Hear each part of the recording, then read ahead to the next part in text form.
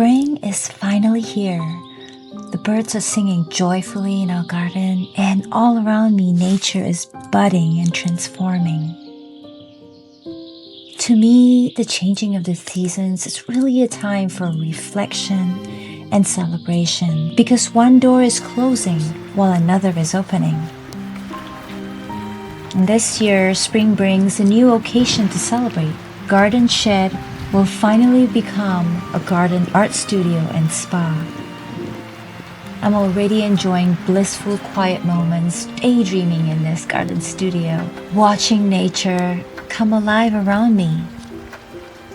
These quiet moments really allow me to ponder my intentions for spring and summer and how I really want my days to be like. I'm really looking forward to sunny sketching sessions in the garden here and finally being able to work on larger paintings again. I think that creating in this garden studio will really bring me closer to nature and help me observe all the ways that nature mirrors my inner world.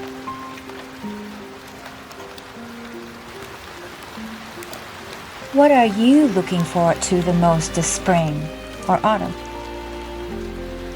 How can you make it an occasion to celebrate?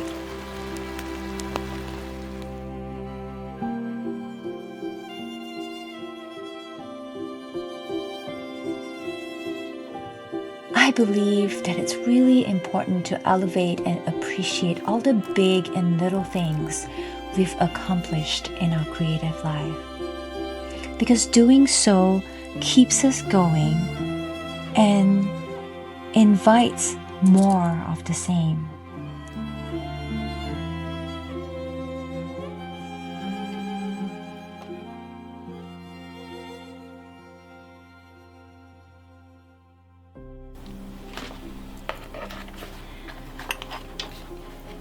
One of the things that I'm really celebrating this season is that I have finished 2 daily emotional sketchbooks.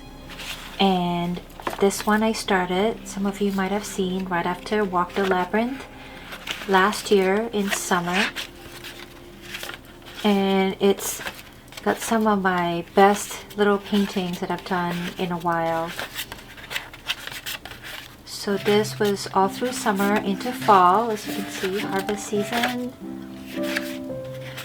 And a lot of recurring motifs in here that I have slowly been creating as part of my library of symbols. I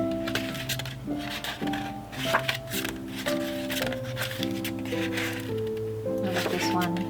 And you can see the colors are slowly changing and it's fall.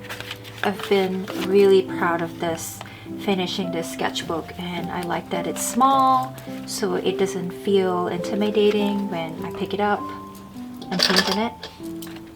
So I started this one. I never know what to call, whether it's fall or winter last year or this year. So this is fall of last year, winter, going into winter of this year. And I am almost done. I'm right into my very last page, last 2 pages. So as you can see, it started in fall of last year. All the fall colors, my fall trips. This one was, I like this one a lot, the colors. And then as you can see, it's slowly going into winter. The colors are fading and snow starts appearing. This particular emotional sketchbook was quite experimental. I was trying out different intuitive painting methods, and I like this one. This is one of my favorites. And because I was also working on other things, I allowed myself to be a little less detailed in this one. This one we all did together in one of our gatherings. This is a dream painting. So a lot more experimental spreads, and this particular, we also did this one together in this particular emotional sketchbook. And now we're done to our very last 2 pages. So I consider these 2 finished, and I am going to be starting a new one in spring, now that it's spring. Brand new emotional sketchbook. Really happy that I managed to put aside time to do this. I didn't draw every single day, but I did try to touch it almost every day, even if it's just to lay down some blobs of color or some sketches, or to write down ideas of how I want to interpret what I'm feeling for the day. So definitely I'm celebrating this right now. So if you have accomplished something like that, it is definitely a moment for celebration, because as you know, it's not an easy thing to keep at something for months at a time. So worth a moment to rejoice.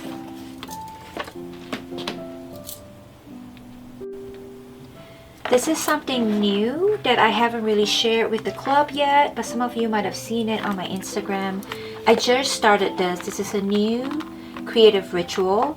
It's called my Daydream Sketchbook, and the reason I call it this is because I want to bring back a lot more white space that existed before we had phones. As you know how when we're bored, we just reach for our screens and end up scrolling and the time disappears. Well, this is my answer to that. And it's among the things that I am releasing and letting go of. And so the sketchbook, the Daydream Sketchbook, is what I have created to replace this screen, scrolling practice that I don't like. So I made this case holder a few years ago, and I never really used it because I never really found something that I wanted to keep up. So other than it being a creative ritual to pick up to practice when I am just sitting around waiting at a doctor's appointment or waiting in line, I want something to do that's not my phone. So other than that, I also want something to practice my line art. I used to draw more line art stuff, but after I started doing intuitive painting with watercolors, I found that I was drawing less and less with line art. And one of the reasons for that is because I love drawing with pencils, but they always get smudged, and on a sketchbook I hate turning the pages and it becoming really smudgy. So what I have found as a solution to this is to use gray wax-based pencils, and this allowed me to do very pencil-like drawings in here without it really smudging. So the first two pages just play, and it's not really something that I have continued in this sketchbook. So this Daydream Sketchbook is all about observing things around me and then turning them into playful little scenes. This is not the same as my emotional sketchbook where I'm drawing how I feel about the day. This is more about drawing the little things I notice about me. Sometimes they're really mundane, like this chair at the lab when I was getting some bloods drawn. And so I drew that, and this page I drew when I was laying in bed about to go to sleep. This paper lantern, it's made out of linen actually, in my bedroom, and it's vast in my bedroom, and it was kind of fun to do some relaxing doodling and drawing before I went to bed.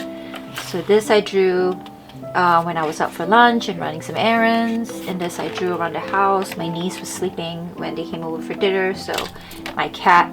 And so yeah, so this sketchbook has turned out to be a really fun little space filler in which, in those moments where we used to sit and daydream and think about things and, be contemplative and imaginative instead of reaching for the phone. So I'm trying to bring back those days, and I'm celebrating this new ritual.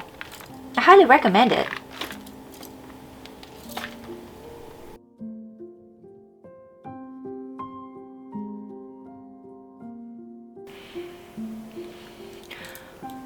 A question I always like to ask myself is, what makes a piece of art truly original? And the thing that makes it really original is the origin of the art. Who we are inside. Because the art comes from us. It comes from our lived experiences. It comes from our personality quirks. It comes from our strengths, and their weaknesses, our lightest and darkest moments. And that's what makes art truly original and authentic and connects with people who come across it, whether they read about it, whether they watch it or look at it. And I think in the age of AI and in this age of just overwhelming number of creators out there, the thing that makes us stand out as artists is embracing who we truly are, returning to ourselves, coming home to ourselves. And those of you who were with me in Walk the Labyrinth know that I talk about this all the time. It's really important to come home to ourselves, and that's what the labyrinth is about, is walking and meandering slowly to the center of your art, yourself, ourselves. And this is not just embracing who you are, but also embracing your seasons and cycles, which is what the club is about. What I have really learned to embrace is the rhythm in which I create, and not getting frustrated with how much time I need or how I want things to be, but rather lean into it and be okay with the times when I am not flowing, and recognizing like that, just like nature, even when the creek is iced over, the water is still running.